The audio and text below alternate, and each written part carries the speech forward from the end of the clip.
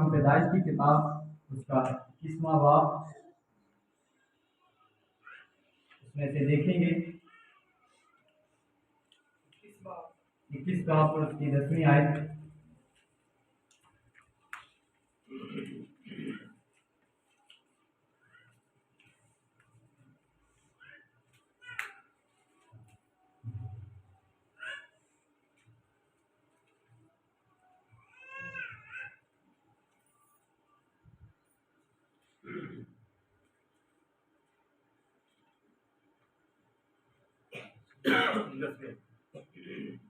تب اس نے ابراہیم سے کہا کہ اس لونڈی کو اور اس کے بیٹے کو نکال دے، کیونکہ اس لونڈی کا بیٹا میرے بیٹے اسحاق کے ساتھ وارث نہ ہوگا۔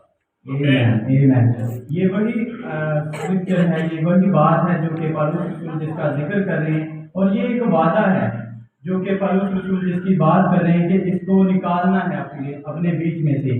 اور یہ میں بتانا چاہتا ہوں کہ یہ کوئی پرسنالٹی نہیں ہے، یہ ایک نیچر ہے، یہ اس کی جو فطرت ہے یہ وہ ہے، اس کو جو فطرت ہے اس کو نکالنے کی پالوس رسول بات کر رہے ہیں۔ اور جیسا کہ ہم نے دیکھا کہ پیدائش میں پالوس رسول اس حوالہ کو کوٹ کرتے ہیں، اور اسی حوالہ کو ہمارے بھی نبی اسی بات کو کوٹ کرتے ہیں، اور وہ جو پیغام اس سے لیتے ہیں وہ کہتے ہیں، وہ جو اس حوالہ سے پیغام کو لیتے ہیں اس کا نام ہے کہ موسیٰ بیج کے ساتھ وارث نہ ہوگا۔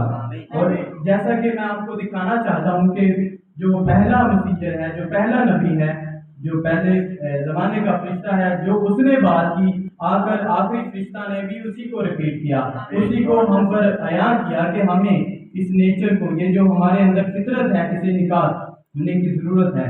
اور اب میں چاہوں گا کہ یہ جو ہم نے جیسے پڑھا کہ اسحاق اور اسماعیل کی بات ہو رہی ہے، تو میں چاہتا ہوں کہ اس سے پہلے کہ ہم اسحاق کی فطرت پر بات کریں، پہلے ہم اسماعیل کی فطرت کو دیکھیں گے۔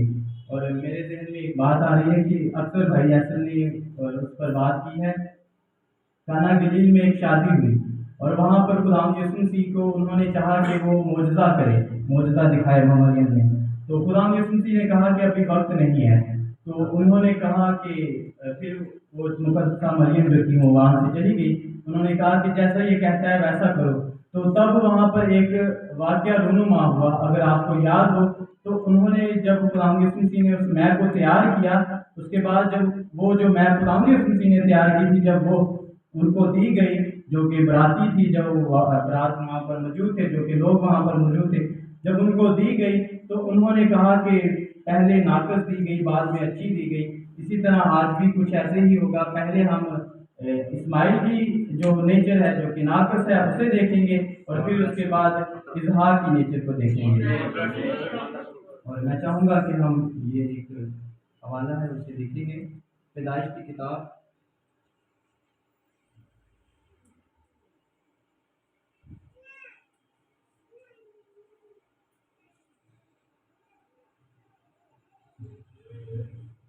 اس کا 16واں باب۔ اب ہم نیچر کو دیکھنے جا رہے ہیں کہ اسماعیل کی فطرت کیا تھی، وہ کیا کر رہا تھا۔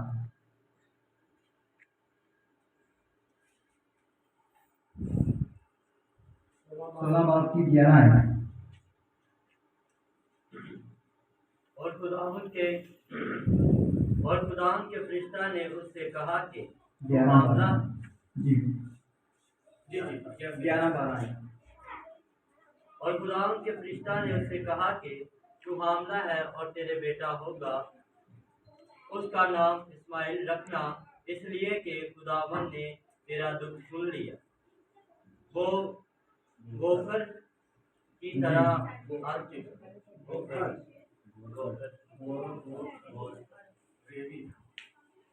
وہ گورکھن کی طرح آزاد مرد ہوگا، اس کا ہاتھ سب کے خلاف اور سب کے ہاتھ اس کے خلاف ہوں گے، اور وہ اپنے سب بھائیوں کے سامنے بے بس رہے گا۔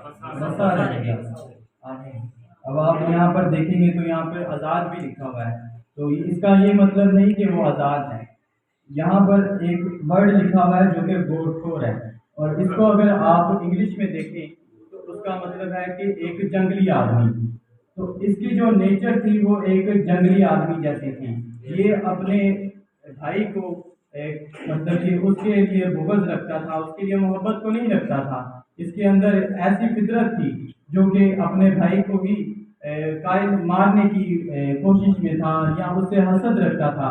اور اسی طرح آج بھی ہم دیکھتے ہیں کہ کچھ بلیور ہیں، یہ ابراہیم کا ہی بیٹا تھا، لیکن یہ ہم دیکھیں گے کہ یہ ابراہیم کا بیٹا تھا، لیکن یہ خداوند کی مرضی نہیں تھی کہ یہ پیدا ہو، یہ ابراہیم کی اور سارہ کی مرضی تھی کہ یہ پیدا ہو، اسی لیے یہ ایسا پیدا ہوا۔ لیکن جب خدا کی مرضی ہوتی ہے تو اس میں وہ فطرت، اس کی وہ فطرت ہوتی ہے جو خدا کی فطرت ہوتی ہے۔ اور اگر آپ خدا کی فطرت کو دیکھنا چاہیں تو نئے عہد نامہ میں دوسرا پطرس اور اس میں پہلے باب میں آپ اس کو دیکھیں گے۔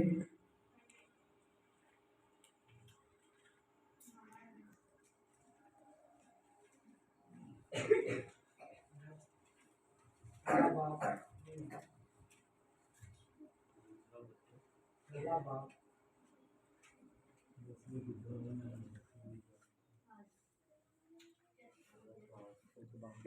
اس کی چوتھی آیت سے پڑھیں گے۔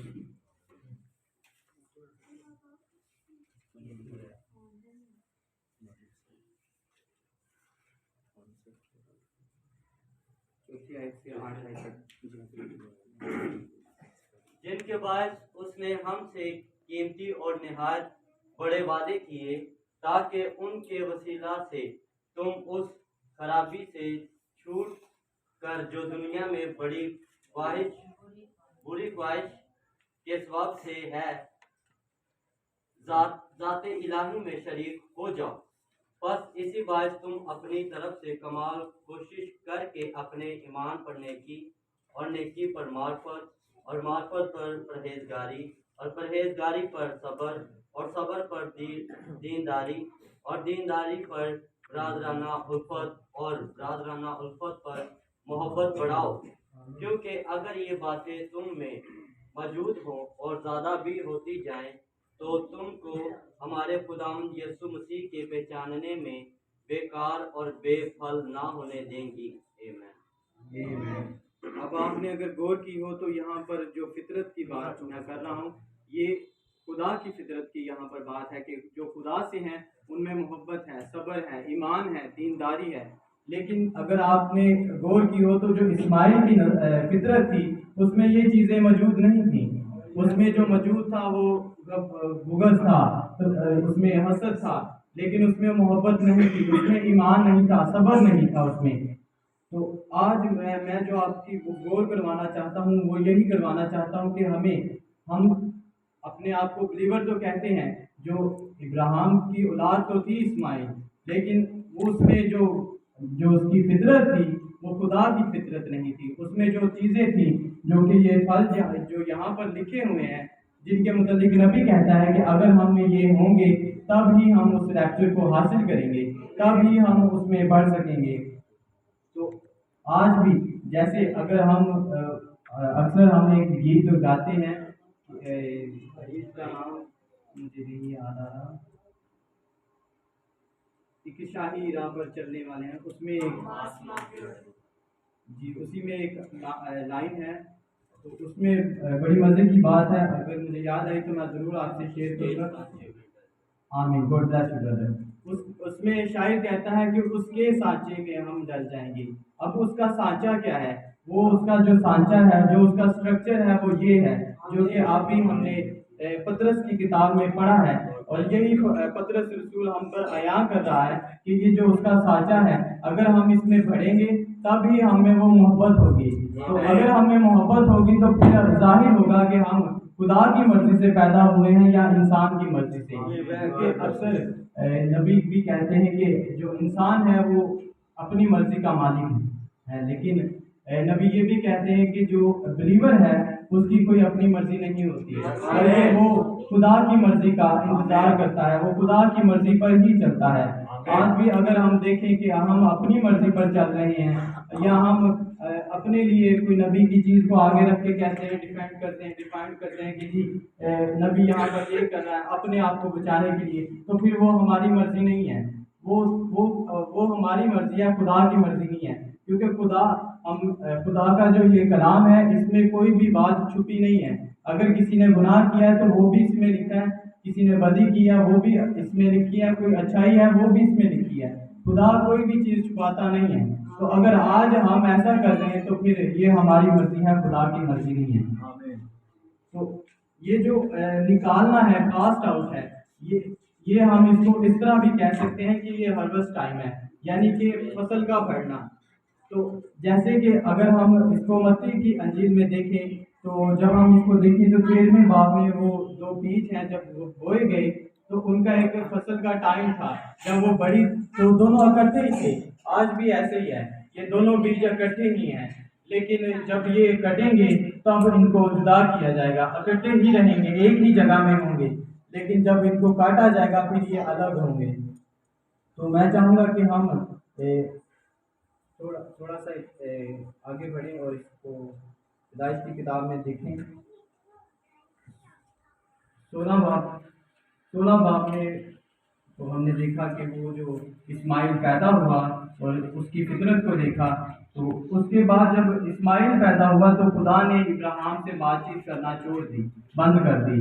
तो उसके बाद जब खुदा ने इब्राहिम से बात की तो वो जब बात की वो हम देखते हैं कि 17 बाब की उसकी पहली आयत को अगर कोई भाई निकाल दिया तो जी। जब अब्राहम 99 बरस का हुआ तब खुदा अब्राहम को नजर आया और उसने कहा कि मैं खुदाए कादिर हूँ, जो मेरे हजूर में चल और कामिल हो। अब हम देखते हैं कि यहाँ पर लिखा है कि जब वो 99 साल का हुआ तब खुदा उसे नजर आया, यानी कि इससे पहले खुदा उसे नहीं मिला। इससे पहले जब इस्माइल पैदा हुआ तब खुदा उसे नहीं मिला। इस्माइल के पैदा होने से पहले खुदा उससे बातचीत करता रहा। खुदा ने उसे कहा कि तेरी नस्ल को मैं बढ़ाऊंगा और आसमान की और जमीन की रेत के जरों की तरह करूंगा। तो जब उसने सारा की बात को सुना, अपनी मर्जी पूरी करनी चाहिए अपनी बीवी की, तो इस्माइल पैदा हुआ तो खुदा उनसे जुदा हो गया। लेकिन फिर भी खुदा जुदा मतलब कि उनसे चला नहीं गया, खुदा फिर वापस आया। और हम देखते हैं कि सारा इसमें लिखा है कि खुदा ये जो जब वो 99 बरस का हुआ तो खुदा उसे मिला। तो अगर आप इसको काउंट करें तो ये 13 साल बनते हैं। 13 साल के बाद खुदा इब्राहिम को मिला। तो अगर आप 13 को देखें तो 13 के अदद के मुताबिक नबी ने बहुत खूबसूरत बातें की हैं। नबी कहते हैं कि ये जो 13 का अदद है ये एक बड़े का भी अदद है, अमेरिका का भी अदद है। और इसके अलावा अगर इसको आप कलाम मुक़द्दस में देखें तो मत्ती की किताब में 13 बाब में भी आपको जो तमसील मिलेगी वो दो बीज की है। तो मतलब कि ये जो 13 का अदद है, जब 13 साल के बाद ही क्यों खुदा मिला? खुदा उसको इसलिए 13 साल के बाद मिला ताकि ये जो चीज़ें हैं ये आगे जाकर आपस में मिल सके, आपस में इनका कनेक्शन बन सके। इसलिए खुदा उसे 13 साल के बाद मिला। खुदा हम तो इंसान की सोच से सोचते हैं कि ये जो खुदा ने बाइबल की तरतीब रखी है ये आपस में नहीं मिलती, लेकिन खुदा जो तरतीब रखता है उसका एक मकसद होता है। वो खुदा हमारी सोच के मुताबिक नहीं रखता या मुताबिक नहीं रखता कि हम उसे कब जोड़ेंगे, लेकिन खुदा उसे अपनी सोच के मुताबिक रखता है ताकि खुदा उसे जोड़ पाए। तो खुदा ने उसे इस तरह जोड़ा कि जो वो 13 साल के बाद खुदा का उस पर जाहिर होना था वो यही था कि 13 साल जो 13 का अदद है वो अमेरिका या बरा का। और इसके बाद जो 13 के मुताबिक हम देखते हैं कि मत्ती की किताब में वो जो तमसील लिखी है 13 बाब में, मैं चाहूँगा कि हम उसमें देखें।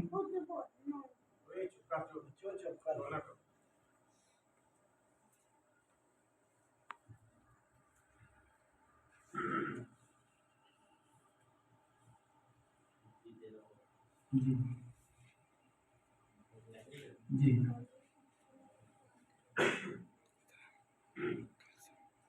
उसी रोज यीशु घर से निकलकर झील के किनारे जा बैठा और उसके पास ऐसी बड़ी भीड़ जमा हो गई कि वो कश्ती पर चढ़ बैठा और सारी भीड़ किनारे पर खड़ी रही।